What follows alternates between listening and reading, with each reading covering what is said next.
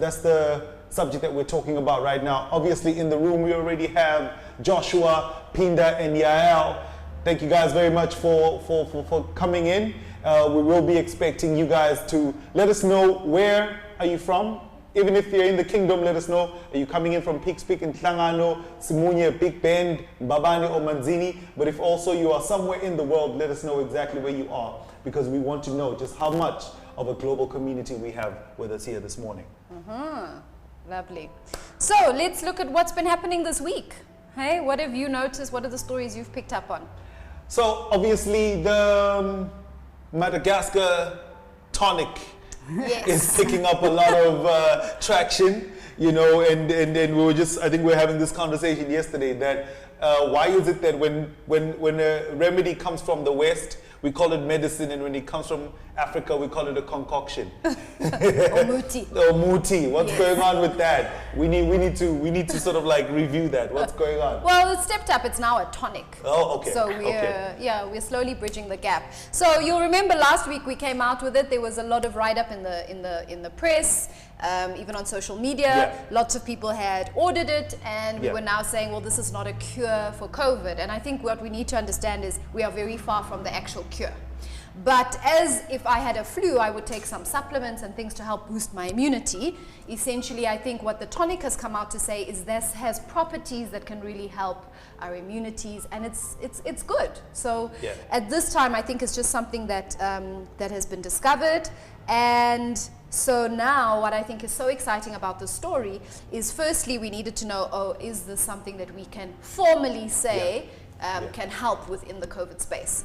But what's great, and this is what I heard in recent studies, is that what they're actually going to do now is, instead of getting WHO to sign off on it, we are going to import it into the region, and our own labs are going to test it to be able to then give us some scientific background. But, you know, and this is what the debate is coming up. Do we always have to wait for things to be signed off by a specific body? Can we perhaps initiate some of these things and be able to provide the backup or the backstory, and to be able to inform people as to what is in the tonic and how it can actually help us, which I think is so exciting. Absolutely. So regional laboratories coming on board to say, let's import it, let's test it for ourselves, and then be able to inform our people what is actually in this and how it can potentially help us. So good, we're getting clarity in that space. Absolutely, from the outside in and not always from the inside out, you know what I mean? We definitely do have the capacity to actually inform the direction that maybe the medicine industry can take. I don't know, Joy, what's your take on that? Like, are you familiar with the plant, or maybe its properties? Do you have any knowledge? We have it? I think we have it locally. We have it locally, and my take on it is that look, we were part of the Abantu migration from west to East Africa, right down to populate this area. All right. For sure, we had remedies. Absolutely. And they had no laboratories at that point in time. I'm not against the formalization of that processes, but we do have properties that can help us cope with this. Okay. And it should be taken into consideration as medicine, rather than the semantics that you are playing around. And these medicines of ours, which have been expropriated and turned into tablets because we are too slow in the implementation of the testing systems. So we survived. We wouldn't be here if it wasn't for those natural remedies. Absolutely. Absolutely. Yeah. So, and you know, you're just making me think of a story, Joy. So, my son was obviously, he's a sports fanatic, and he had fractured the bone that runs in the arm here. And when we were thinking, how are we going to get this bone to heal quickly? And we spoke to a malume. He said umhlabelo. Yes. So every morning he would take a shot of umhlabelo. Yes. He even knew, he said, Mom, it's better when it comes out of the fridge. Yes. It's less strong. It's got a kick. But religiously, and I think he had a 6-week break before he was racing. His next race was coming up, and there was no way he was going to miss this race. Yes. And every morning he would drink Mhlabelo. Him and his friend both had injuries at the time, and they came back, went to the doctors tested and were amazed. They said, what did you do? 4 weeks later, he was back on his bike and riding. And we actually had a joke about it. We thought, no, we must go to Joburg and start selling it in bottles to all the sports people. So yeah, absolutely. We had all this before, and I think we've forgotten about it. So yeah, it does work. So lovely little story there. What else has been happening?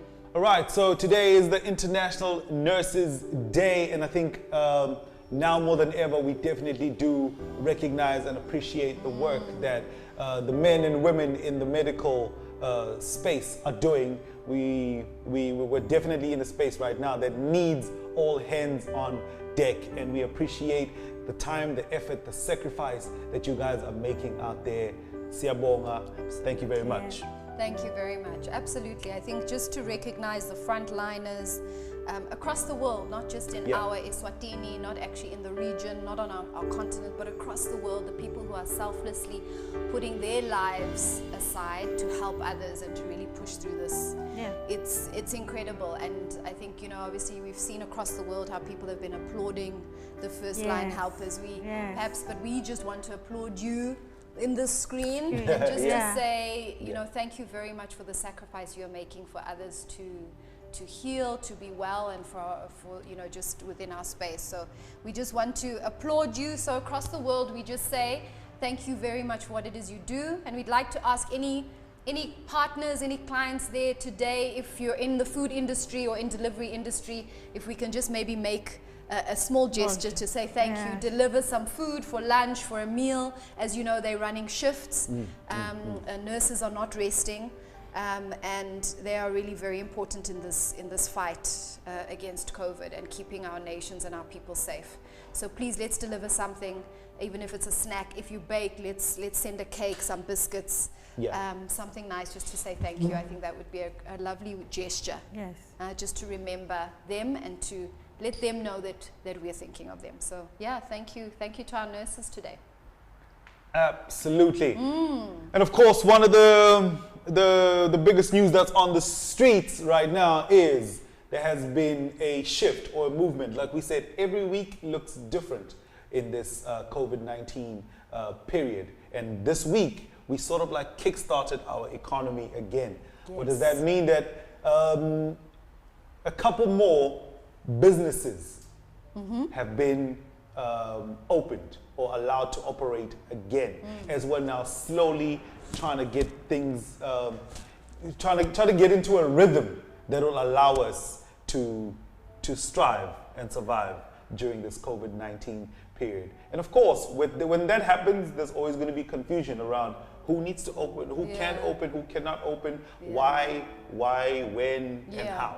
So we're sort of still in this confusing space, right? We understood that this was always going to be we're learning on the job, step by step.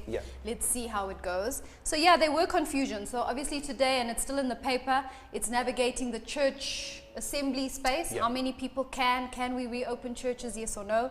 And I think the MPs are going to be deciding on that and coming out with clear communique. I don't know if anybody was in the Matapa area this weekend, but there was actual pandemonium at Mahala. The bottle stores were opened. And I think the line wrapped around the whole shopping mall.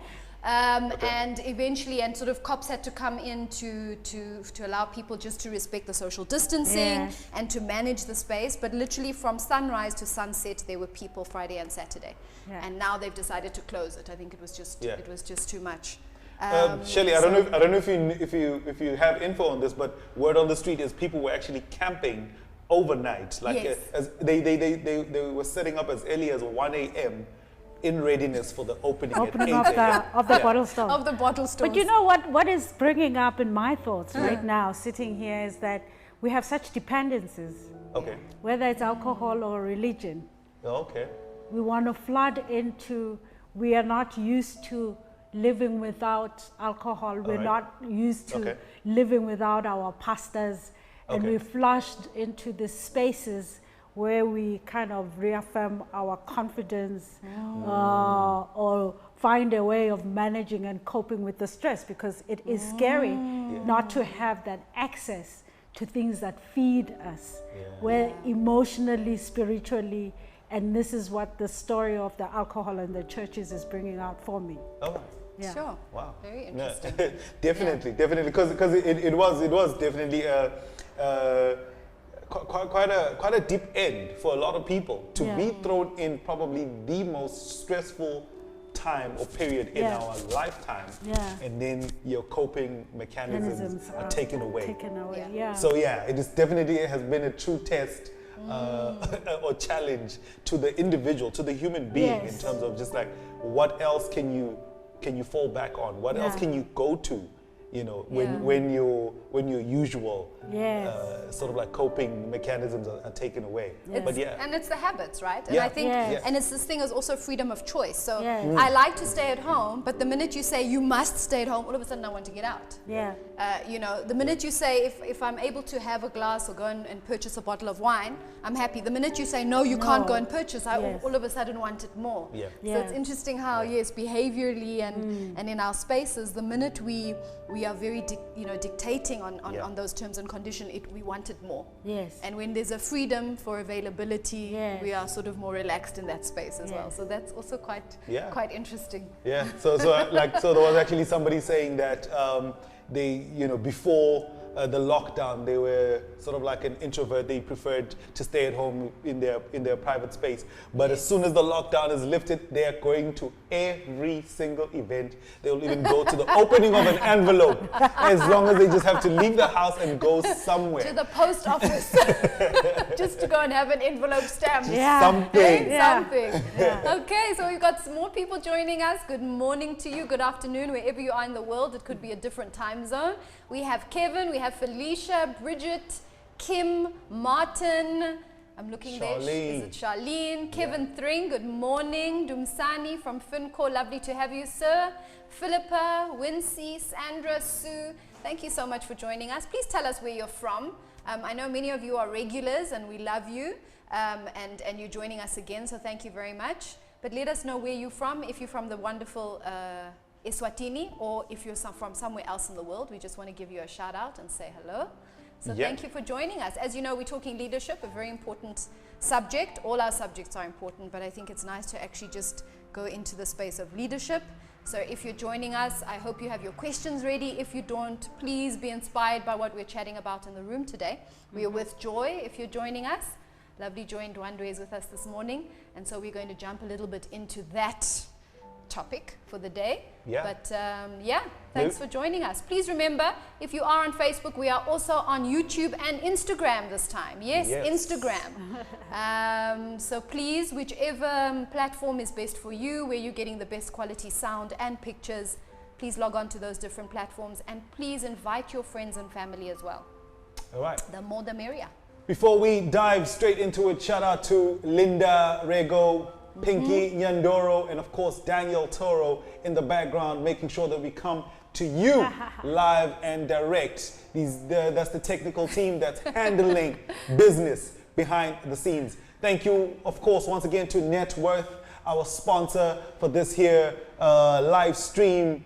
Then, of course, the Pacific Institute for allowing us to use these lovely premises. But, of course, thanks to you for tuning in this morning, because this is who this is all about. Welcome, Cara, Elena, and Cindy Siwe.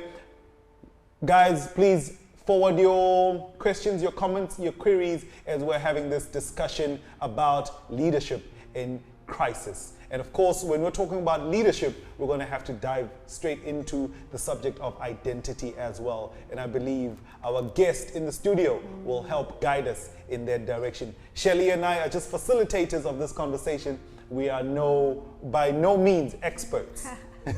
You guys probably know a little bit more, and that's why we're inviting questions, comments, and queries. Shelley?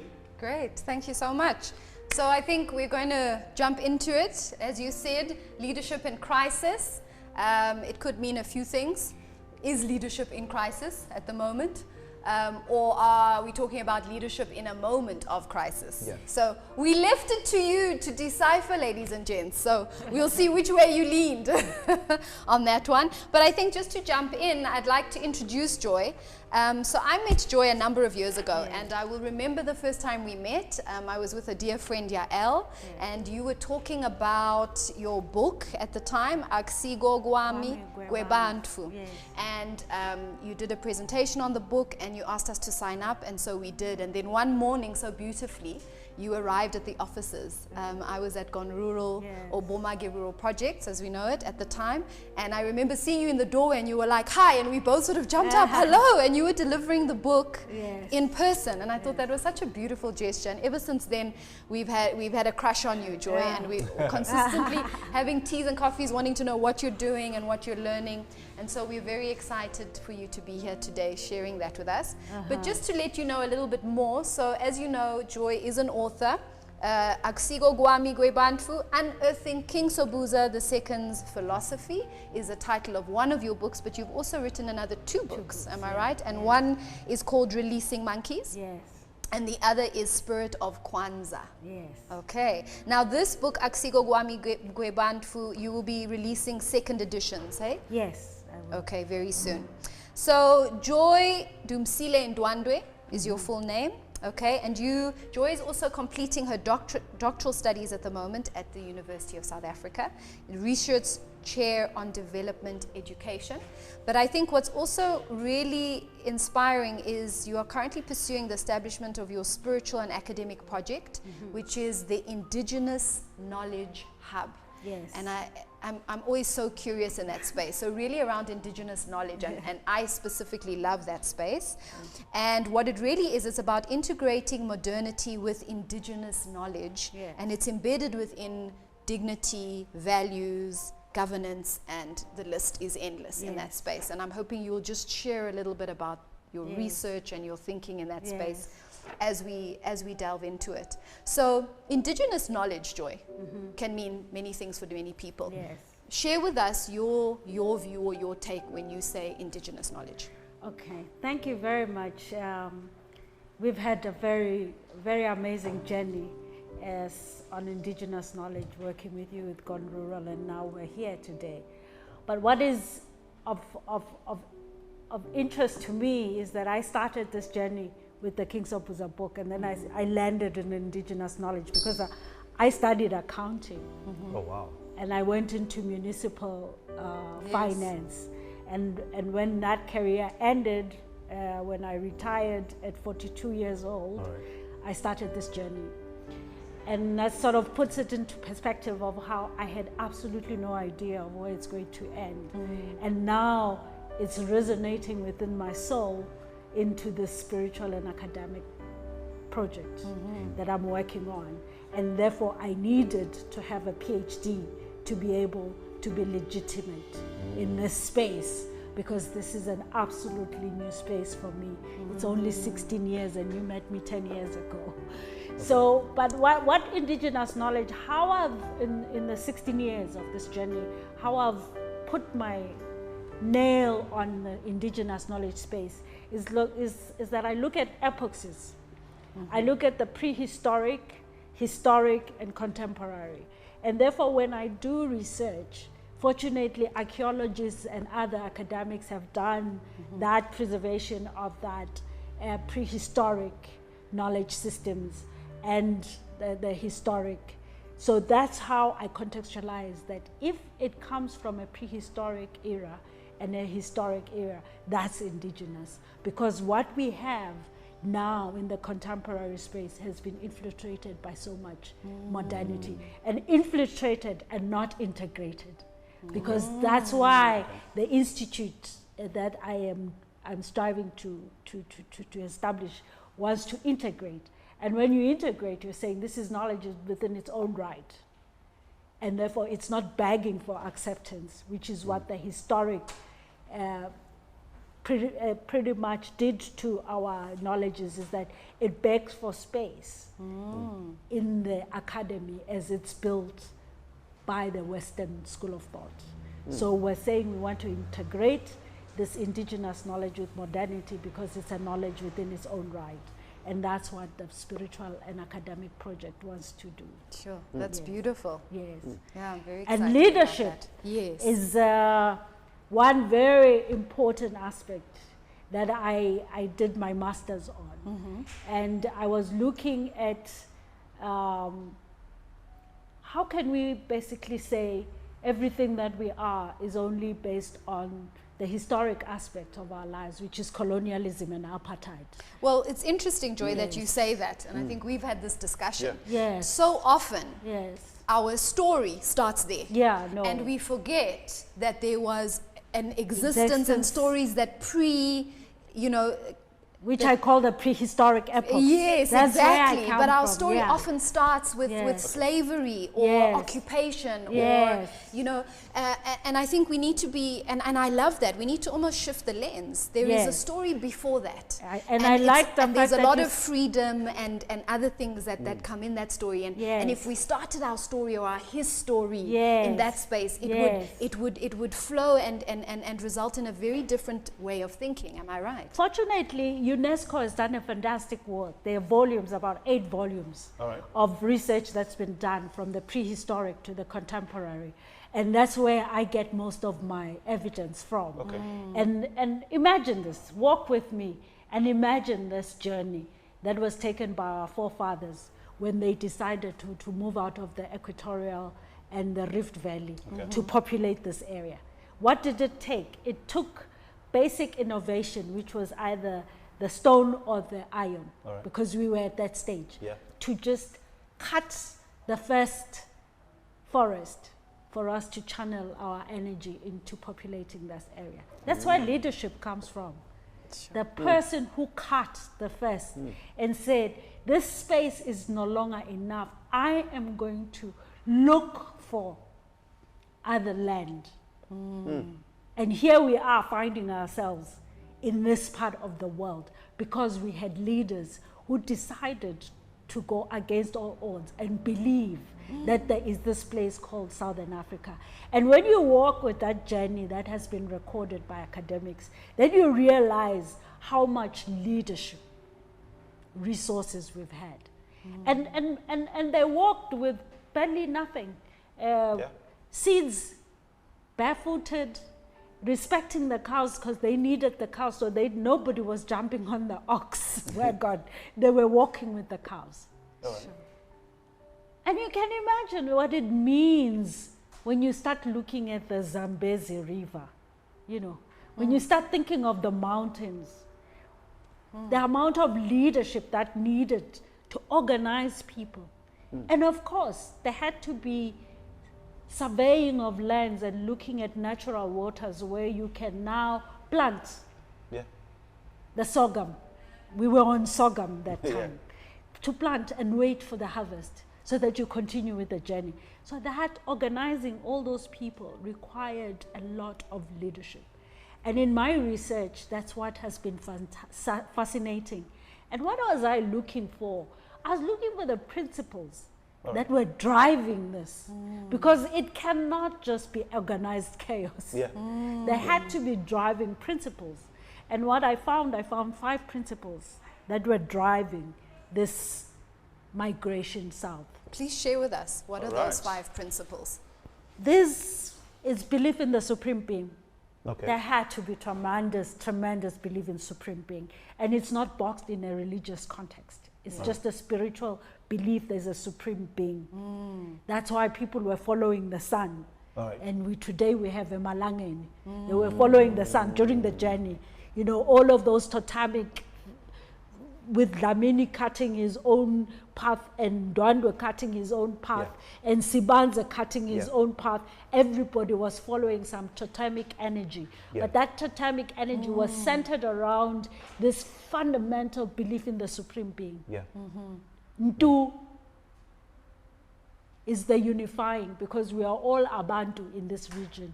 We're all descendants of Abantu in this region. Ntu was what was channeling this energy, and that's the Supreme Being. And therefore that was the first principle. Whatever we do is we believe the Supreme Being will guide us.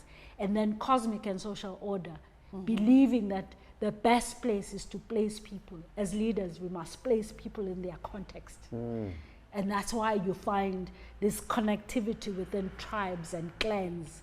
It is based on that cosmic and social order.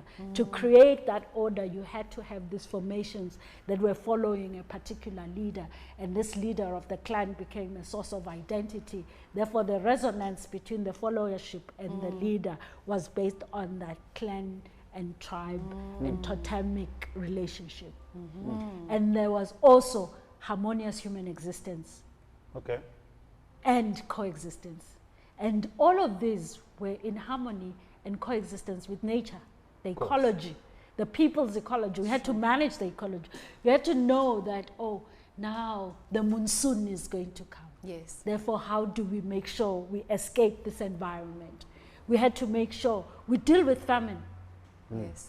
If at all, some people had to be eaten by Amazimu, that mythology, it came from somewhere, because some had to survive. We're here in this region. There's no doubt that a lot of sacrifice. You can imagine the crocodiles in those rivers. Some people had to be sacrificed. All this was in the spirit of understanding that there has to be that common objective of finding and settling into a world that we now call our own, called SADC. And that, to me, is exemplary of the historical context of our leadership, the strength. But the 5 principles stand out for me. In its supreme being, its cosmic and social order, harmonious human existence and coexistence. And for me, when you ask me, is leadership in crisis? I look at this 5. Belief in a supreme being, in a holistic sense. Once you start bringing in discrimination and religious intolerance, to me, you're not talking the supreme being. Because you are now negating the supreme being. Cosmic and social order of people. I intertwine those two because they're very close. For you to have the cosmic order, it will enthuse social order. Once you have a cosmic disorder, there'll be no social order in your life. And you're basing it on. You're basing it on that. And then the harmonious human existence also emanates from that. Sure. We experience crisis because there is no way you can have this organized grouping without crisis. Facing crisis, We were traders, excellent traders, actually. So much has been excavated by archaeologists. It's amazing of our trading abilities. And we were also crafts. We made calabash. We made so much innovation. That's why it fascinates me. What happened to iron? The only time I hear Africans are carrying iron, it's machetes when they're going to hack each other. And yet we come from an innovation space. We let go of our innovation when we started trading. Some of our innovations were depleted through that time. But one of the worst crises we ever did, where we lost control, was the slave trading. Because slave trading started as a phenomena of cleansing or detoxing spaces of criminality within our and there was also a caste system that was established, which was established around that. But when we lost control, because international traders started demanding more, and they created buffer communities to lead that trading. Then those buffer communities totally disregarded the nobility. Noble people became slaves, and they were sold. So we were in crisis. So I love that. So obviously there's something that we lost. I mean, that story that you're telling me, it almost brings me to tears, Joy, because that's what we are made of. Yes. But we seem to have forgotten it. We were lost. We lost it. And we're going to come to as to what is it potentially that allowed us to lose it. But there's a lovely question that has come up from Dumsani Msibi. He says, the greatest difficulty for leaders is the uncertainty around the situation that we find ourselves in. Okay? Your troops are looking for direction from you as a leader. yet you are also in the dark. So coming back to just what you've spoken about, they also faced crisis. It's not to say that there were no crises in that So what is it that we may have lost that now puts us in the situation like Dumsani is sharing, where we have a followership that is looking for leadership to give identity, to give direction, and yet the leaders themselves are also feeling like, I don't know. Yes. What are we saying about that? And maybe, Joy, also the other thing is, why do we also always look to a specific, is it normal that we look to a CEO or someone? Is leadership not something that is in all of us? Yeah. That's the fundamental crux of our problem. That's why I thought when you're bringing me to talk about leadership in crisis, is that whole energy of uncertainty, of populating the space. Okay. And we are alive today because of uncertainty. There was no certainty at that time. So I appreciate that question of the current situation of uncertainty, because we survived through uncertainty, because there was a resonance between the leadership and the followership, and the times when the leaders had to be led by the followership, which we've lost. A sense of people guiding the leaders. We have found ourselves in a situation where we are so dependent on one person or the executive team in that institution guiding us, such that we silence our own voice. Hierarchy of institutions has created that dominance and power. And by the way, we talked about this earlier, these relationships that we find ourselves with in institutions is that we are based on monetary success. And yet we come from this context that I'm talking about. It's relational. It was about us getting to the land that we are all aspiring to get to. But before we even go deeper into the crisis that we find ourselves in, let's start understanding in the contemporary what happened to us. Yes. The divide and rule. When the international traders that we were trading with decided to settle and become settlers in Africa, they came with a strategy, divide and rule. And they found us weak. We had disgruntlements about each other. We went through a famine. Most people think there was just a war. It came from a disaster. The disaster called Umdlatule, eat you silently. There was famine. So people had no access to resources. And the competitiveness of resources, it was a resource-based war. And that's exactly where we find ourselves today, because COVID is a resource-based war. I don't care who says what. It's resource. It's assaulting. Maybe the resources are different, but it's still, it's resource. Umdlatule was the natural disaster that led to Mfecane, which we failed to, by the way, celebrate. I do, because I'm Ndwandwe and my surname is regional. Because going back into where we came from, we kind of moved back. My surname, you can find it as far as Tanzania. Because it spread, it detribalized us. We came with tribes and we're detribalized by this hectic space. So uncertain situations are really about a transformation and a change that needs to occur. And in our style of leadership. So the situation that we find ourselves, that was highlighted by Dumsani, it's just change the way you lead your organization. Organization have to stop depending on one figurehead as a leader and looking at a collective responsibility of leadership.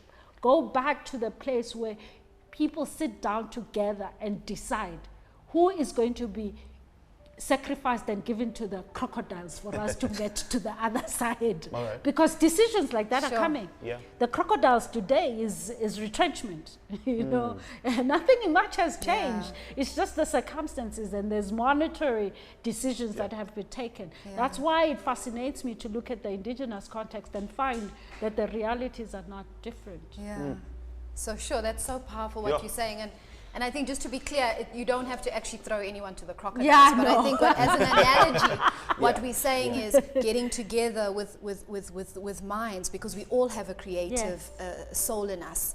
And it's maybe, and I think it's both for leadership and followership to change that dynamic, where followership is not looking always up to some person sitting in an office or in a space or to a name or to a figure, but rather that also the leaders look back and say, come, let's all sit and come up with solutions that best serve us. And the throwing to the crocodile means, what will we maybe need to give up in this space for us to survive, to get to the land, to get across the river, to get to that next place that maybe we've been holding on to for so long. We're going to need to let go of that to take up this new calling and this new collaboration that's going to get us there.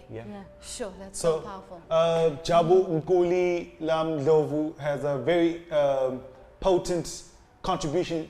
She says, now it's each individual's responsibility to take care of himself. Leaders are there to give guidance. So that comes back to what we were saying. That actually, it's the calling up of the leader in each one of us. The leader and no longer in each looking one of somewhere us. else externally. And I think for a while, leadership has often been this kind of external, abstract thing that we are constantly in search of.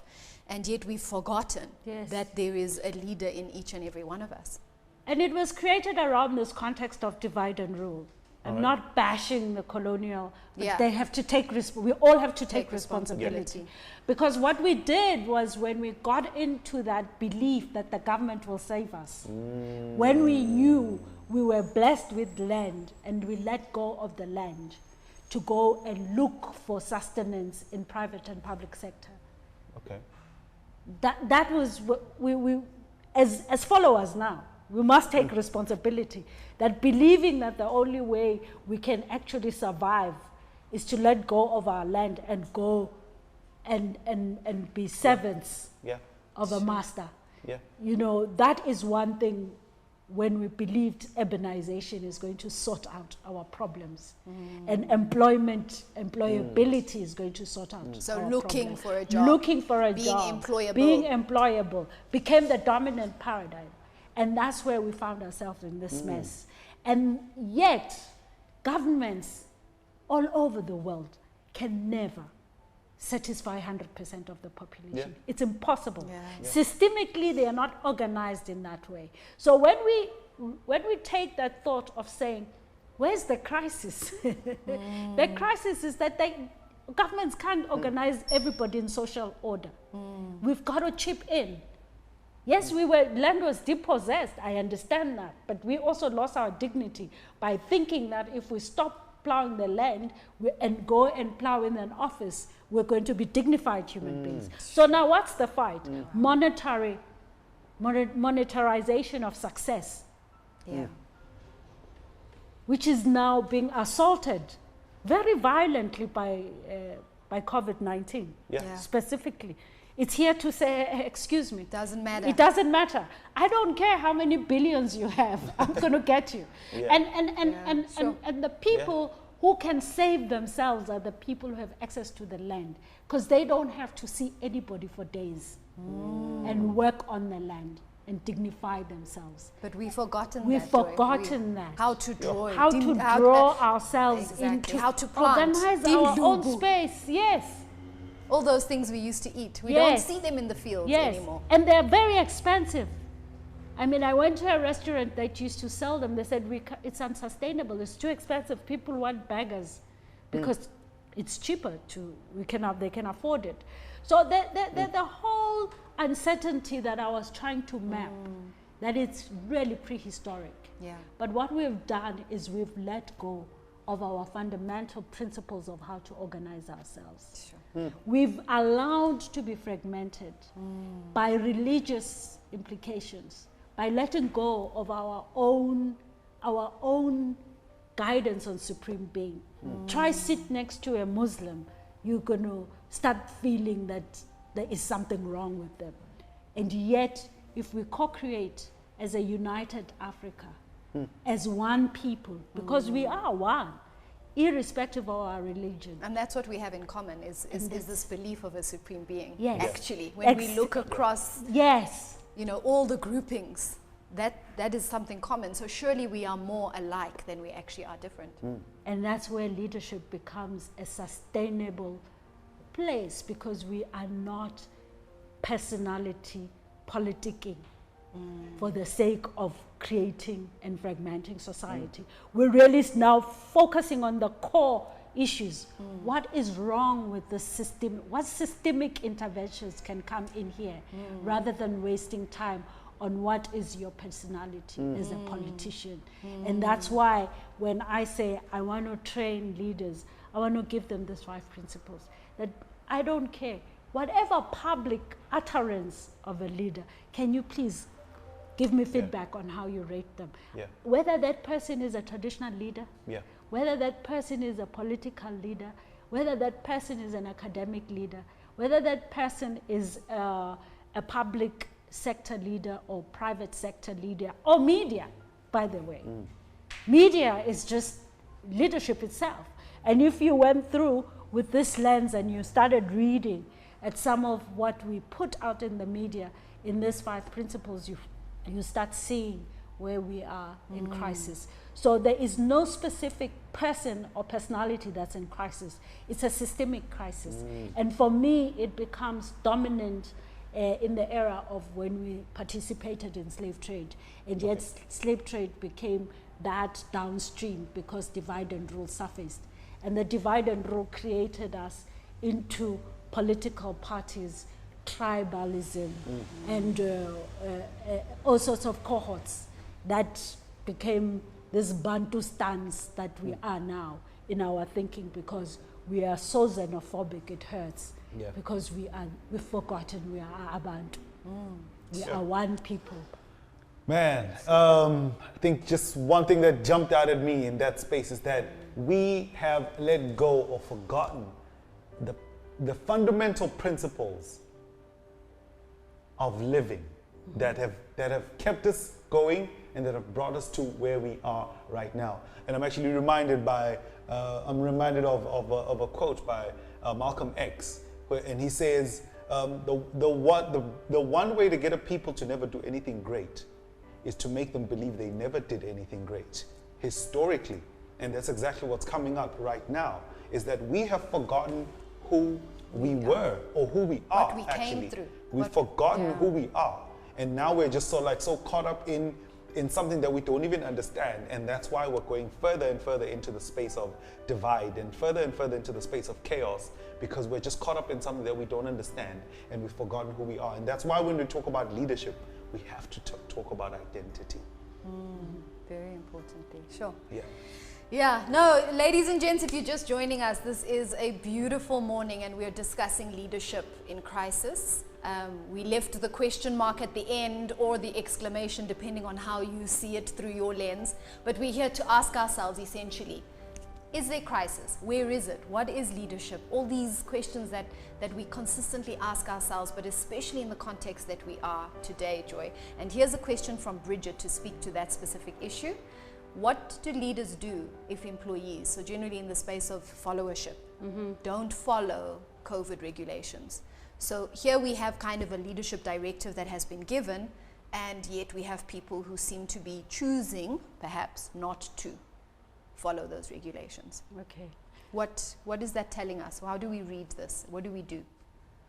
There's 2 aspects of our current dominant paradigm, is that we've accepted rights without responsibilities. And that's a fundamental problem. You know, rights have responsibilities. You have a right to come to work, but you have a responsibility to protect yourself. I think for me, COVID is speaking at the right time, where we've taken the rights route to the extreme. Because it's not giving us cosmic and social order, when we're going to take rights without responsibilities. So you have a responsibility first, forget about Shirley, me. I have a right to protect myself. And therefore, starting to talk to people about rights and responsibilities for themselves without even talking about the others that are around them is a very fundamental place to start. And the other thing, we're going through a very rebellious wave. Yeah. Which is kind of interesting because I'm kind of trying to figure out where is it going, you know. We're rebelling. We're totally rebelling. But there is such dignity in rebelling for a cause. Yeah. A just cause. Not just because I can. And unfortunately for me, it goes back to the same, I make the money for you, you know. I make the money here. Monetarization of success is crippling our value system in a deep and fragmented way. And I don't know who's going to shake us out of that dreamland, because it's really an illusionary state of power. Because it won't change anything, particularly as COVID is here to tell us we are powerless unless we take those instructions that Bridget is talking about. We're powerless without those instructions. Sure. I mean, and that is actually now speaking, and that will lead us into Bonsile Mamba's comment right now. And Shelley, you'll remind me that just as human beings, we're seeking for belonging first and foremost, and then we're looking for identity, and then significance, and then reward. Yeah. But what we've done now is we've flipped that on its head. We're looking for reward first, and not taking into consideration, where do I belong? Yeah. Am I significant? Do I matter? And what is my identity, or what is my role in this space? And that's so powerful. And I don't think you know, and that's the question. Have we flipped it, or have we simply just, have we been talking a different talk? Yeah. If we've amplified, I think that's what you said, this monetarization of success. And that has become now what has gained importance, because it can be seen, it can be felt and enjoyed, that all of a sudden that's what we look to say, okay, I have arrived. We've devalued everything else. And so that now becomes the go-to. But our intrinsic driver, number one, is for purpose. Yeah. Unfortunately, what purpose are we serving? We're serving the purpose of feeding our greed, materialism, and corruption, unfortunately. Because it boils down to that. At the end of the day, what are we feeding, really? Because I don't care how much you can consume. It's just never going to be your identity. Yeah. Material consumption and conspicuous consumption is never going to form a part of your identity. But relational basis is what is going to be from your identity, the core of your relationalism. And the relationship comes with first yourself. Do you know who you are? I mean, I always tell people at 42 I had maxed out. I really felt I had maxed out with the material consumption to the point where I was like, okay, so I have to know who I am. And what I've processed in this point in time is that even if I have 10 meaningful relationships, they mean so much more to me than the junk and all that I kept around me and thinking these were relationships, but those were centered around my conspicuous consumption, because I've been there, done it. All right. And I don't have to go back there, because I know that at the end of the day, you sleep with yourself, and knowing who you are is the fundamental of where we are trying to get to. But people must go through the furnace of understanding that this consumption that they're chasing is just a superficial identity. Sure. And I don't have to say any more, because COVID is here. COVID is the biggest prophet we have. It's got verses for everybody. I have my verse every day from COVID, because I've allowed to tune into the circumstances and the uncertainty that it brings to get my verses out of it. Sure. It's very powerful what you're saying. Yeah, Ngoni, thank you so much. Bonsile Mamba says, I like the topic you're tackling today. We must see the importance of land which God gave us. Thanks, Sis Joy, for reminding us that our land is the most important asset God gave us. Unfortunately, we do not see. We have commercialized everything. Yes. Yeah, and we've spoken to that. You know, I do a lot of work on land, because the dignity of the land is the dignity of the people. and the dignity of the people is the dignity of the land. That is an interconnected relationship. That is coexistence. That is harmonious human existence. We cannot have that harmony. We cannot have those 5 principles. And Bonsilo, you're right. God gave us that land. And that land we were given so that we can nurture and feed ourselves through that land. And therefore, when we stop cultivating that land, God is thinking, oh my God, they don't understand that they don't need a BMW, but they need the land. Because it's going to feed them. When I studied a lot about Native American belief systems, they say the grass is the hair, and the herbs, as we were talking about, are Mother Earth's hair, you know, because the land is Mother Earth. She births us and she gives us all of this, but we ignore who birthed us, Mother Earth. And going back to the land is where we'll find our dignity, and not in the office. Sure. I'm not suggesting people shouldn't be employed. No, absolutely. Because I'm not employable. But I think you speak a very important thing, and I think we brought this up probably in our first episode, Courtesy, when we said, you know, is it possible for us to actually grow our own food? Yes, it is. What's stopping us from doing that? You know, why aren't we doing that, Joy? I remember I was obviously still working with the NGO when we had this last drought situation, and we would go into communities and see the land empty, and we would ask, why are we not growing our drought resistant crops? And they were like, no, we only grow maize meal, mealie meal, that's all we know how to grow. There's no water for mealie meal, and so the land was barren. And that just struck me to say, even when our own survival, when our hunger is being, you know, is threatened, we have this difficulty to cross the road and to say, okay, let's do something different. Yeah. What allows us to get stuck to the point that we will choose to go hungry? Because we've allowed ourselves to believe that the solutions are not resonated within us. And that's the sad part.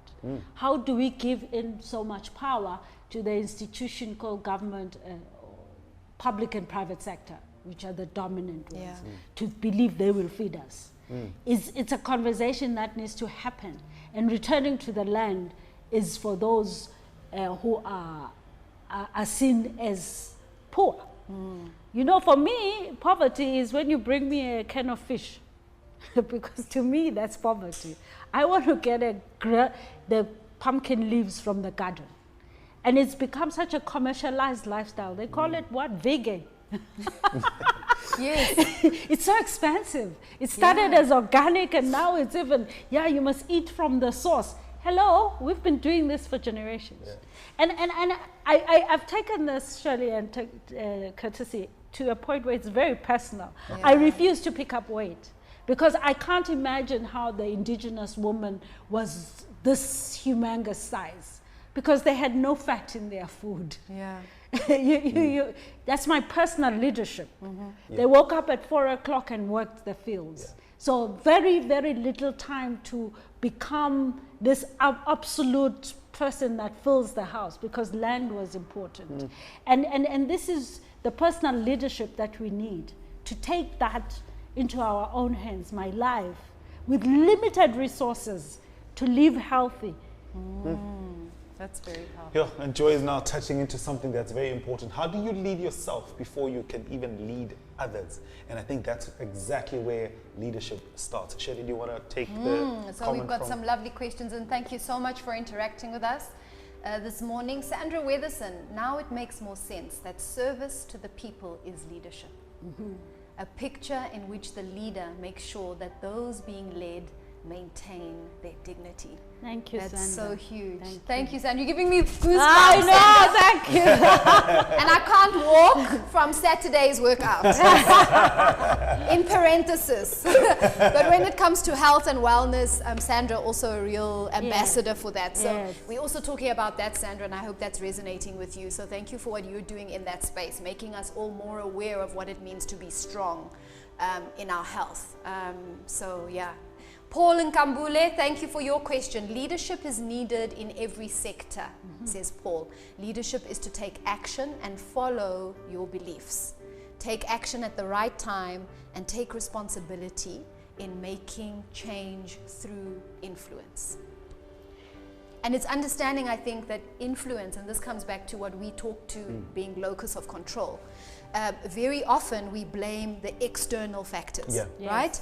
We are not a first world country. We don't have access to, we are not influential because we don't have title, or we don't sit with, you know, the leaders of our community, all those things. You know, we feel we have to jump through hoops, we have to know people or name drop along the way, you know, enhance or sugarcoat our CVs to be more important, to actually then be giving a space where we can speak and be heard. And it comes to this locus of control, is understanding that everything we need is actually internally. So until we realize that we have it in ourselves, and we might not be able to change everything, Joy, but ultimately to influence something, to make a decision that concerns me right now, that concerns you, Courtesy, the people I love that are near me, that us together then, that's how we create movement. Where we sit, we discuss, we choose, we say, yes, this is what we're doing, and then we move. And I think too often sometimes we can sit, and this is why people often say I don't like meetings, because we sit, we talk, and then we leave the meeting and all is forgotten. And we can't implement these decisions, these choices we've made that are so vital. And that's when we lose trust. And when you can't move, when you're comatized, when you go into that when you're comatose, you go into that space. Think about your forefathers who moved barefooted. From the Rift Valley and Equatorial Valley to be here. I mean, how much more inspiration would you need? Because that is your fundamental base. And that connectivity with all the people that stayed along the wayside is that you have to acknowledge that moving is the only thing that you need to do for you to survive. If you don't move, I can't pick you up. I can't come and lift you up. I have my own issues to deal with. Government has its own issues to deal with. Governments in Africa have their own issues to deal with. My quest during this COVID is, can we just feed ourselves? Let's, as human beings, feed ourselves. With the little resources that we have, with that little sivanzi, you know, that little patch garden, start somewhere, so that by the time you are hoping for bigger and better, you have dignity, because that land is dignifying you, and you are dignifying that land. What we've done with the commercialization of land in rural areas, I mean, that is another topic on its own. We can't. But there's a leadership crisis in terms of what has happened to our villages in land sale. That is another topic. But what is important that should come out of COVID is that we are leaders. We are born leaders. As followers, we are leaders. And we must lead our own personal lives first. Man, in the room, Bafanam Jali, Isilda, Wesley, Kevin, Elias, Mbugeni, Jabu, Janine from Baker's Corner, who have provided us with this beautiful breakfast that we'll be enjoying this morning. Stanley Carl, Kerry, Nicole Liu, Marissa, Bunny Bun, Bonsilia, Paul, Mangalisa, Julie, thank you guys very much for joining us here this morning. And Julie Thring says, where can one purchase Joy's books? Okay. What is happening is that I have stopped, I'm reviewing all my first books. Second editions. It's more than 10 years. And the industry is such that, you know, you become history. You refresh it. And also capitalizing on the fact that I'm obviously going to reprint them when I have assumed that DR, because I have found it's a magic in the industry in terms of opening up a lot of spaces. So everything is on hold until next year. Hopefully that will be republished.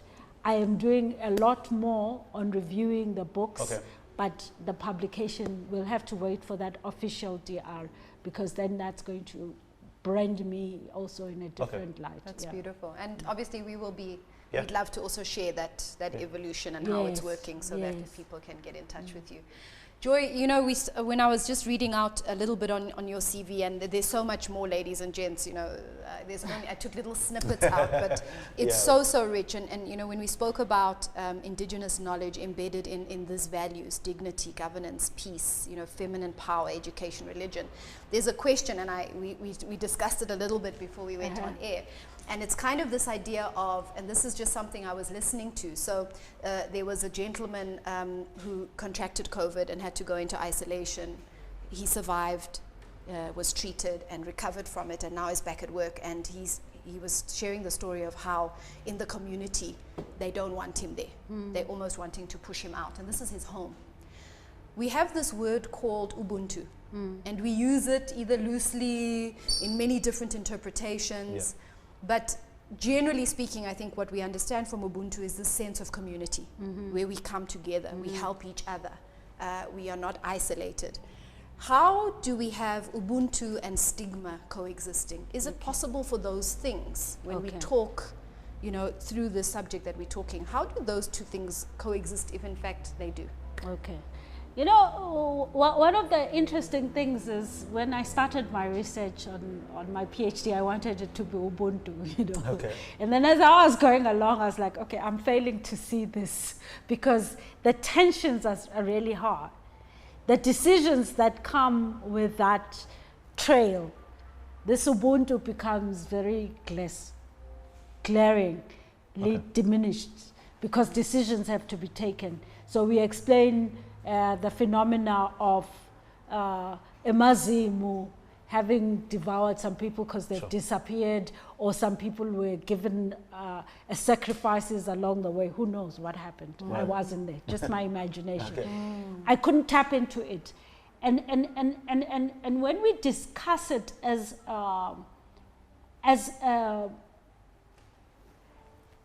the new religion, as the new liberation theory, if I can say that, at the risk of sounding, it becomes marginalized by our own lack of understanding of the word. Because there has to be these cosmological principles that come with Ubuntu. If anything does not serve cosmic and social order, then we can't call it Ubuntu. If everything doesn't have harmonious human existence, then we can't call it Ubuntu. Coexistence, belief in supreme being. When we are dealing with a personal issue, such as the gentleman was having a stigmatization of a very personal and very, very trying, I think, having that COVID. Nobody but we also saw it with HIV. With HIV, right? It becomes a very tricky situation for them to accept that they're acceptable personally. It begins with them. Am I acceptable? Am I acceptable because people know that I have COVID? And people haven't seen COVID, so now I'm becoming the symbol of COVID because nobody has seen COVID. I only experience COVID. By the way, what you're saying, it's almost abstract until someone now has it. Embodies it. Now it's there, it's evident. We see it. And this person is obviously one of the few rare people who've had that encounter. And therefore, to put them into that box of now, because once I have a stigma with you, I'm actually questioning your judgment and wanting you to explain yourself. And yet this person is also very abstract about this COVID because they just have an experience, they haven't seen it. So how do I tell you the story? We put people into stigmatization because of the fear of which I relate in the mythology of the ancient world as Lelizimu. You know, this mystic figure that's now come and penetrated the contemporary space, and now we're supposed to relate to it. What that person is going through at that point in time, I mean, we haven't had COVID for a year. So it's very difficult to articulate what they felt and what they went through. So giving people that space to deal with it is where we're at right now. Yeah. Stigmas are the most useless force of energy. Instead of investing your time on stigma, invest your time on protecting yourself and wearing your mask, just in case they think, and washing your hands, sanitizer, and the social distancing, rather than trying to figure out how to accommodate someone who's been through such a traumatic state. So stigma is really about fear. It's fear. And what you're saying is it's to almost interrupt that and Yes. to say, instead of me fearing man and others, let me see what I can do to Yes. protect myself, and in Yes. so doing, protecting others, essentially. Yes.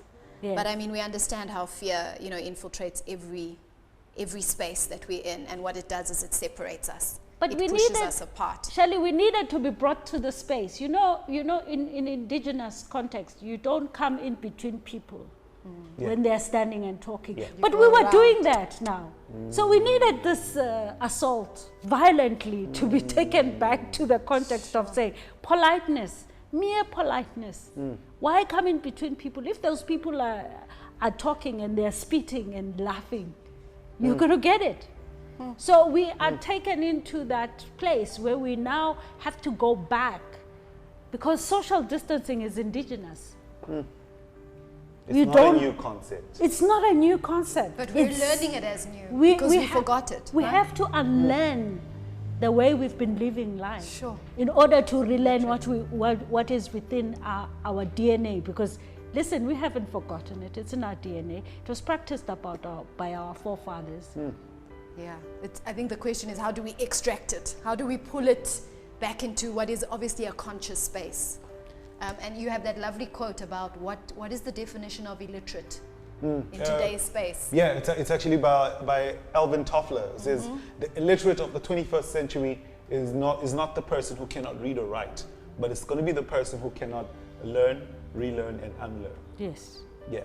That's what it means to be illiterate in the 21st century. And the unlearning is kind of that sacrifice. Is what are you willing to throw to the crocodiles, right? That is not going to serve you anymore. That is not. Thank you. It has gotten us this far, but it's definitely not going to get us into where it is we want to go. Sure, lovely. So Joy, I want us to open up the discussion a little bit, and maybe this will kind of round off what we've been talking about. We obviously have always had this feeling that Africa is dormant, is sleeping, is somehow not coming to the fore, not allowing its voice to be heard, always following and not creating or leading in a space.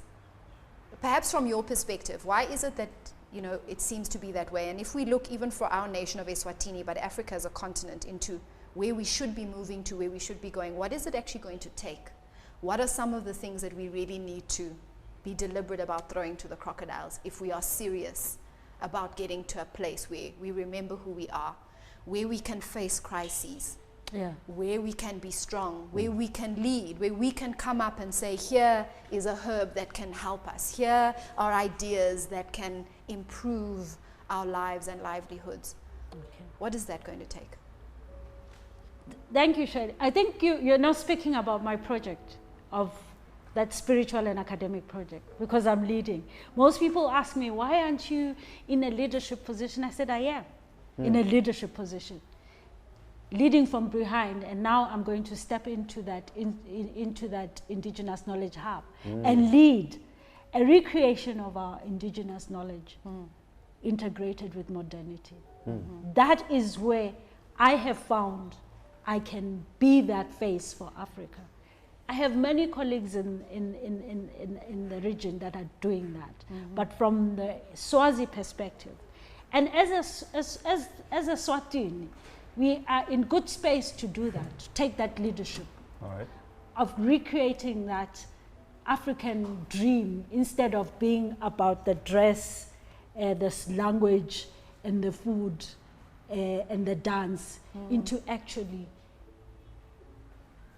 epistemologies, pedagogies, all the complicated words that academics use, so that we can argue that all that we've been doing since we left the Rift Valley is worth considering in international space. And that's where the integration of indigenous knowledge is.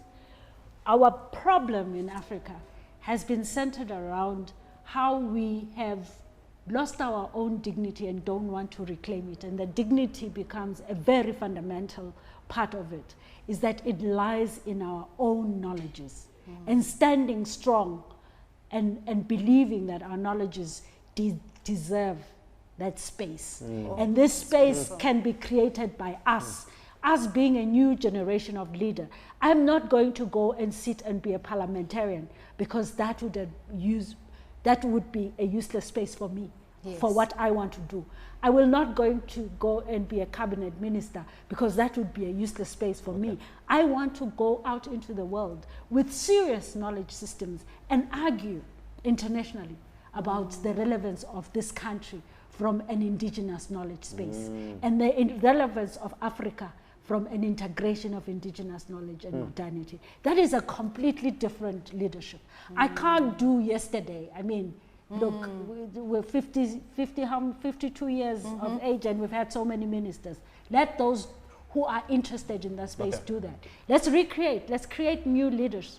And that's why this academy is going to create new type of leaders who are looking at Africa from a policy perspective, from a leadership perspective, and saying, let's infiltrate the space. When they come with knowledges that are with policies that are going to help us, can we infiltrate our own indigenous knowledges within those policies? And this is where we've been lacking behind. We have just cut and paste, shop, thank you for giving us this money. And by the way, I worked for donors. I worked for USAID, so I'm not very naive on that. I know what happens when we get donors. And I know what our limitations are when it comes to public policy, is we accept policies that don't reflect our context. And this is what I am leading in this indigenous knowledge hub. And the very fundamental issue when it comes to, sorry to take you back, in terms of our herbs, can we please, all over Africa, get rid of this Witchcraft Act? Because when we talk about traditional healers in the context of witchcraft, I mean, really, who wants to talk to a witch? Yeah.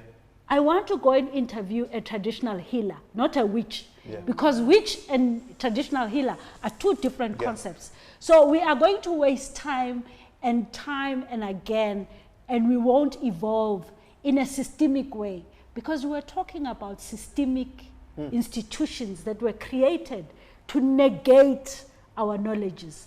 So when we are using negative connotations for our own knowledge systems, how do we expect the rest of the world to listen to us? I mean, good God, I've been called an antichrist because I talk about indigenous knowledge, an atheist because I talk about indigenous knowledge. Where can we ever get to the point of unlearning and relearning in order to allow us to be fed from a dignity perspective? And it goes back to that dignity. Our dignity lies within us, and it lies within our DNA, and it lies within that grandfather, that forefather who cut the first bush for us to get here. And this is why I like the fact that I chose this space, because it's bringing good meaning to what I'm trying to articulate. So we have to go back to those places and relearn what our forefathers were meant about, were preserved as a source of dignity. That's beautiful, Joy. Dignity for me is something that touches me very, very close. I mean, and we could spend hours talking. We could spend the whole day. And unfortunately, we don't have. But obviously, if you want to hear from Joy again, you know, let us know, and we will make it possible. But really, thank you so much. And I think it just goes back to also, I think, you know, just challenging, I think, those who are in a position of influence and leadership at the time is to not feel like you need to have all the answers. We don't. A lot of us don't. But we can definitely come together and share our common or collective genius, our common or collective innovation. We have it within us, and I think it's just to call all leaders up that we need to be confident in what is within us. Too often we doubt it, And that's why we look to external, someone else to tell us what we need to do. And yet we have it all within us. We have every resource that we need. What also came out very strongly, Joy, is just this idea of relationship. And I know that's something that's come out very strongly during this time. You know, the latest cell phone, the latest automobile is not going to get us through COVID. Something needs to change. The shift needs to happen. And we can either live in denial for a long time, or we can actually accept that this is a very uncomfortable, chaotic space, but go into it because it's amazing what happens through this, you know, the spacing, allowing us to be innovative, coming up with ideas that we didn't even think we had. And that's what's beautiful. The space is, we've been given a canvas. Let's jump on it and paint it with our context, our history. I think is so, our stories, hey Courtesy, and thank you so much. You've really blessed us today. Thank you. And before you know, there's one thing that I'm passionate about is feminine power. All right. And the feminine power that is within women, that can do so much for the world, has been subjugated by patriarchy, you know. And everybody and their brother think success is based on being consumed by patriarchy. And this is why Africa is lagging behind, because we forgot the most fundamental aspect of our women. They were courageous. There were no hospital, but they gave birth. There were all these the conditionalities that were so negating their sustenance, but they made it here. And therefore our great parents were born here. The aspect of feminine power that stands up to any situation, and it is heard because it gave birth to all, has been subjugated and marginalized. And that's a story for another day. I think we'll need to call you back for that, because my initial question is then, why do we fight each other? Why are we so evil in some cases as women to each other? You know, so, but that's for another day. Please keep, we can do this. We need Joy to come back right here on the Connect, because it's just too much. So there was Ralston, who just had hearts in his eyes for Ralston Smith. I just needed to pass on that love note to you. Ralston Smith had hearts in his eyes for you. And I think just as a parting shot, specifically for Joy, Cyril Gunen says, Ndwandwe, your contribution to human existence is immeasurable. Over time, a long time, much has happened to, I dare say, fatally injure indigenousness and the pride that goes with it. We are so confident yet so ignorant and confused, without knowing or realizing, so much so that it is difficult to say where or how to start helping ourselves. The world plans for us, around us and about us, and we just follow. Yet, if we believed in our own, researched and analyzed our own, perfected our own and applied it, we could use that to demonstrate and place ourselves in leadership. But what will it take? King Sobhuza II said, let us send our children to acquire the white man's knowledge, and let them come back to research, analyze and build our own. We are yet to realize that noble and deep understanding using knowledge, to realize that noble and deep understanding using knowledge to advance ourselves. Beautifully said. It's lovely. I think we need to keep that as a quote. Absolutely. But very sadly, ladies and gents, we wish we could be with you so much longer, but please do come back, Joy, because I think there's much that we want to discuss, and there's much I'm sure that you have also to share with us in this space. But it's been a real blessing, but please stay with us. What we love on the show is really to feature what people are doing on the ground, to impact and to influence in their spaces different population groups. And so we have a guest with us that we're featuring today. I think Curtis is going to tell us who it is. Where are we starting, Pinky? Yes, I think we're going straight. All right, we're going to Girl Boss first. All right, so Girl Boss is a multimedia, content-driven and beauty with a purpose brand that aims to empower and develop women of color throughout South Africa. And with us here today online is Nontle. Matsebula. Nontle Matsebula Mpolo. Hello. Hello, how are you? Very well, and how do you do, ma'am? I'm very well, thank you. Awesome, awesome. Thank you so much for taking the time out to connect with us here this morning. Look, we could go through your profile and it goes on for days and it's beautiful, but we would just like to hear from you exactly what is it that you guys are doing in the space of the Girl Boss? And I mean, just to piggyback on what Margaret Joy Ndwande was talking about, that holding back women is what is holding back half of the world's potential in terms of just what we can do, what we can be. But here you are in the space of the girl boss, girl power, Powerpuff Girls type vibes. Tell us a little bit more about what you guys are doing in your space and the impact or the reach that you guys have had, and how can we as individuals, especially a network like the Connect, plug into what you guys are already doing? Okay, cool. Thank you for having me. So Girl Boss was founded on the idea that an article that was released by Forbes in 2015 highlighting that 20% of leaders in Africa were women, and these leaders were the only leaders in the executive positions, just 20%. So Girl Boss was founded on the idea that we need to create a platform whereby a girl between 16 and 25 can reach out and start taking measurements towards uplifting herself, empowering herself, so that she becomes a trailblazer and futuristically becomes a girl boss. So we are a multimedia platform and a beauty with purpose brand. This means that we create multimedia content using all sorts of content, using podcasts, using written content, videos, and we also a beauty with the purpose brand in the sense that we sell beauty products to women or girls between 16 and 25. So what we do is provide content that is very informative, educational, that also provides opportunities and supports the girl child that is between 16 and 25 to become her best self. So the motto for Girl Boss is my world, my rules. Can you hear me? You can hear me. The motto for Girl Boss is my world, my rules, which means that what is it that a girl child can take control of and keep excited about her future? So there are basically like 4 things that a girl child can look towards, that she can control towards becoming her best version of herself.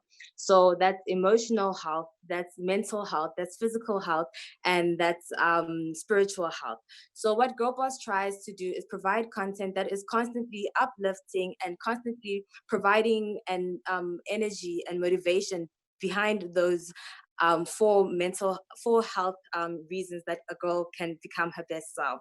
So yeah, basically it's about how a girl can create her own world and also rule it at the same time using her own voice and her own integrity. Creating her own world and then rule it. Yes. With especially integrity. And I think that is, for me, it's sort of just like the underlying principle right there. Yeah, that's your tagline, Girl Boss. I love it. Thank you so much. So how can we as people sitting here, those listening from obviously behind the cameras, what is the call to action? How can we get involved? How can we support? How can we make a difference in what you're doing? So what we actually do is draw girls between 16 and 25 across Swaziland and across South Africa and invite them to be contributors, content contributors of what they are experiencing, how they can inspire, how they can motivate other women as well. So for example, for the coronavirus pandemic period, we've been releasing a lot of content related to like mental health, DIY, beauty stuff at home, how to keep you feeling good. We've been looking at work as well, like having spoken to experts about how to become a remote worker, especially in times like this where you can't go to your place of work, how to make money by becoming a remote worker, and even becoming a digital creator or digital entrepreneur by creating content for social media or for YouTube. And that's just the content part of things. But we also create like facial masks, and we've also been starting to create sanitizers that can help young people also start in terms of like finding a way or an opportunity during this period to make money for themselves and keep themselves surviving and their family. So the best way we could invite people to participate in this is by becoming or volunteering to become contributors, content contributors that could share and some insights to people across or girls across South Africa and Eswatini during this period. Like we've been getting articles from girls who are in high school, grade 11 and 12, talking about how they can keep themselves motivated and still ensure that they pass the year, still ensure that they keep reading, being creative, keep working during this time. We've spoken to change makers like Vanessa Nakate, who's a global climate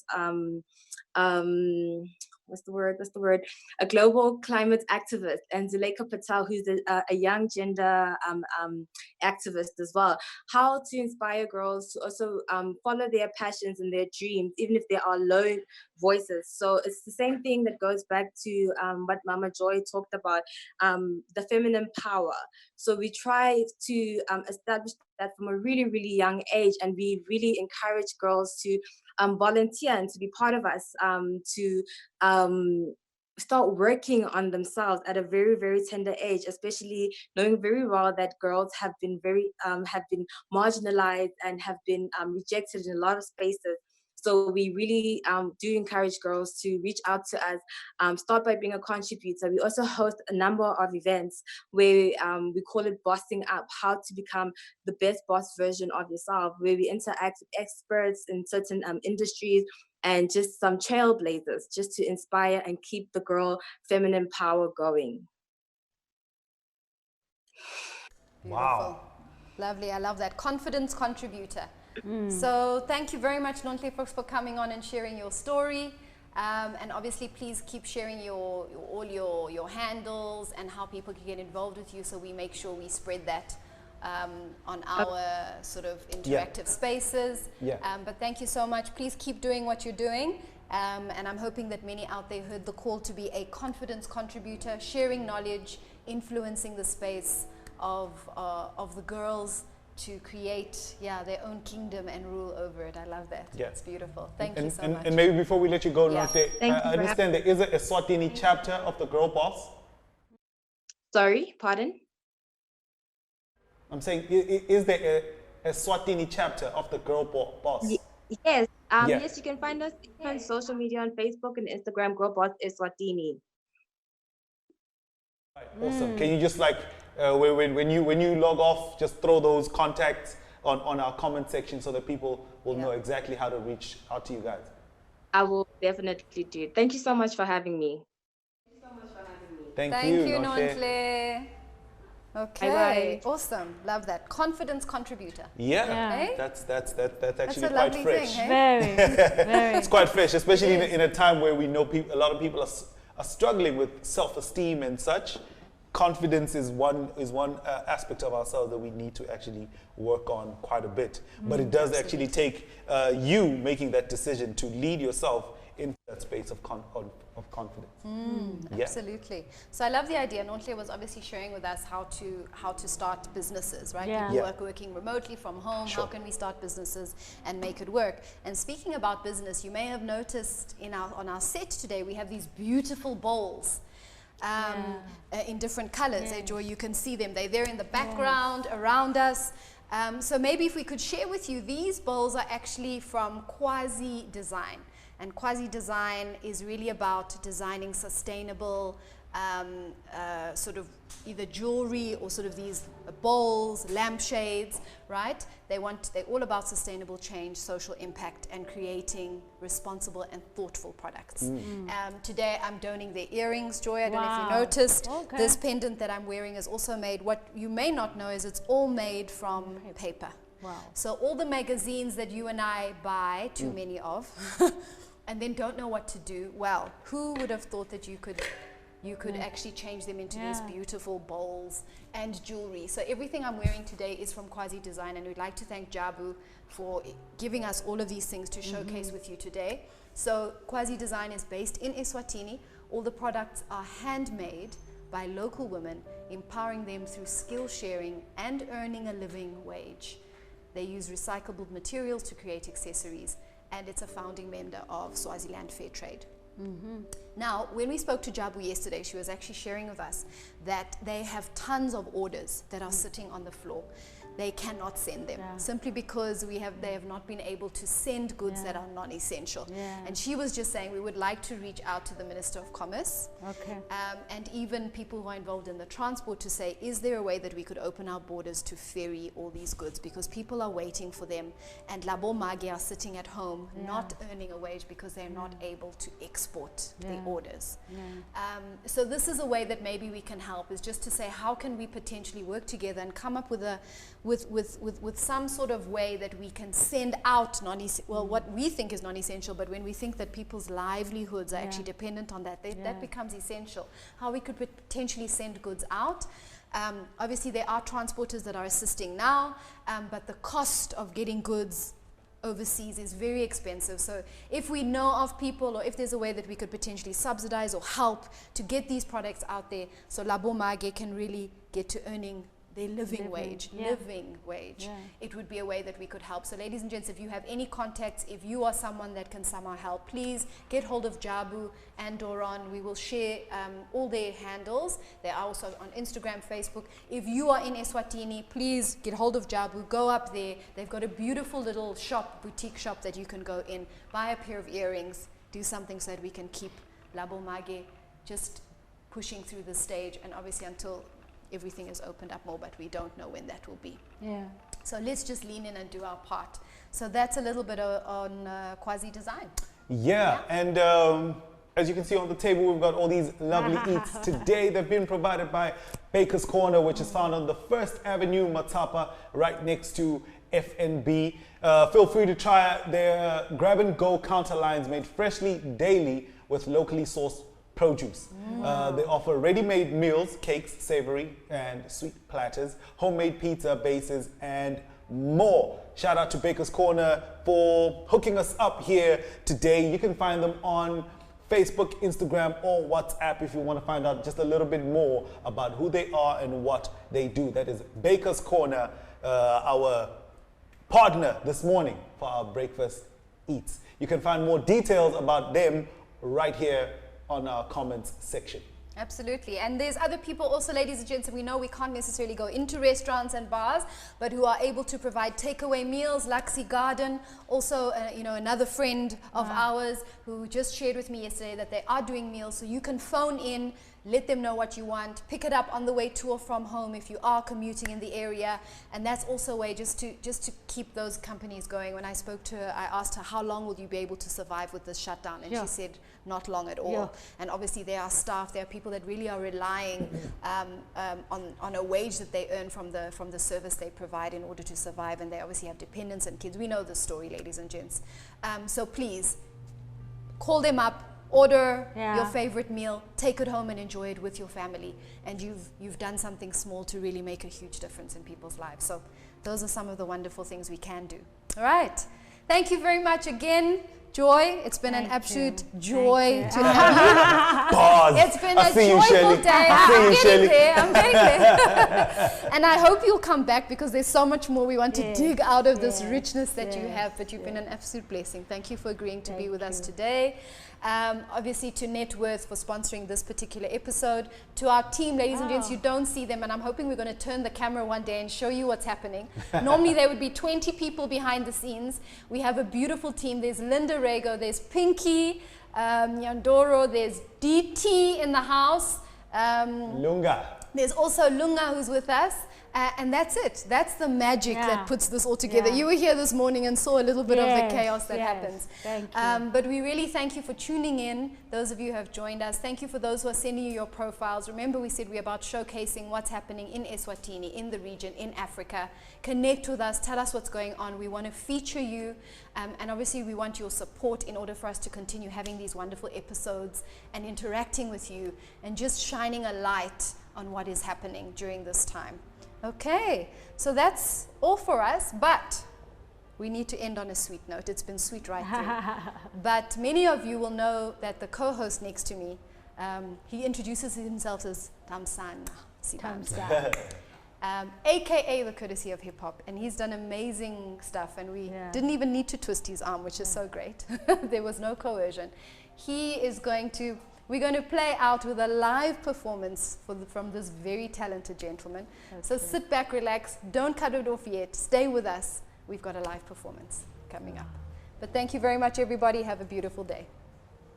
Thank you. Into the world we come. And with our first cry as a newborn someone, we've already begun to make our mark upon the earth. We yell, we rebel, we raise the decibel to tell the world that I am here. But we soon find that this world, this great sphere spinning here in the dark, let me stress, it's a work in progress. And so we begin to see why in the world we are here in the world. Because it needs the rebels, the fighters, the champions of change. It needs the leaders and uniters. Our world needs the brave. Those who will bring hope into the places where hope is fading, where injustice is parading in the streets.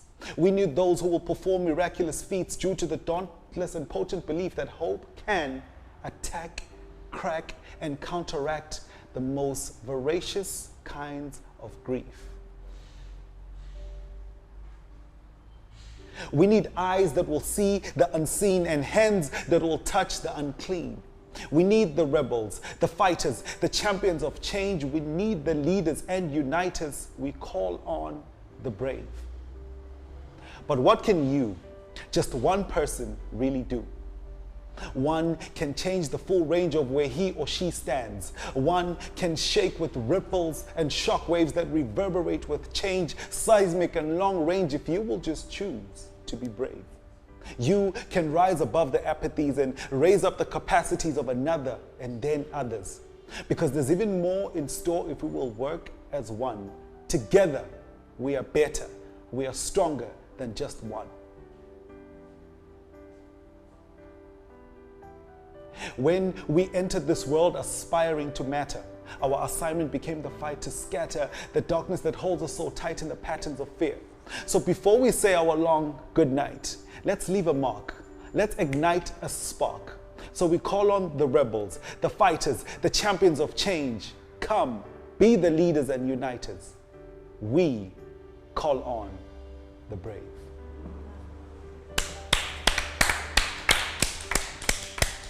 Whew, and see. That's beautiful. Thank you. And on that note, no more to be said. We call on the brave. Be brave, ladies and gents. Enjoy your day. Bye.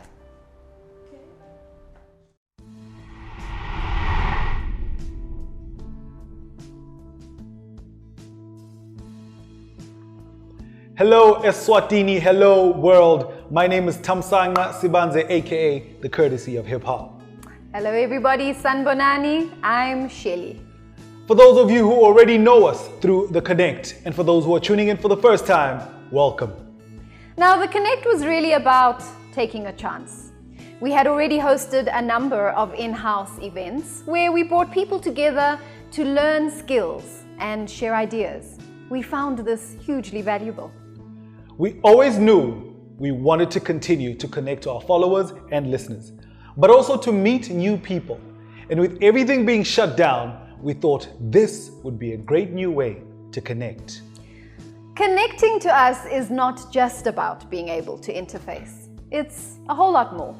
It's about allowing us to self-discover by sharing interesting information from the cognitive and behavioral science space. Equipping ourselves with practical tools and approaches. About growing awareness, informing each other, sharing our diverse stories and experiences. Showcasing what it is that our nations have to offer, what individuals and organizations are doing on the ground, your unique impact. Now, the situation we are in has in many ways leveled the playing field, given us a chance to stop, think, and do something. To turn inwards as the outside has been closed off. An opportunity presents itself where we have a captive audience, giving us a chance to tell a story, our story. Best practice is an important outlook to have today. But often we think that best practice means copy and paste, without considering context, culture, resources, flavor, color, and texture of our unique environment. We want to be able to look into our continent and share with the world what is happening here at home. Provide solutions, share thinking and outlook from here to the world. You are invited. We call on you to support us so that we can continue connecting on our platforms. Share with us what's going on in your place in the world, the continent, and further afield. We want to exchange ideas, learn from each other, and implement to build solutions that serve us, that are by us, for us. And it's really very simple. All you need to do is connect with us, the Pacific Institute Swaziland. We are on YouTube and Facebook. And don't forget, we are live every Tuesday. Peace, love, and happiness, and connect.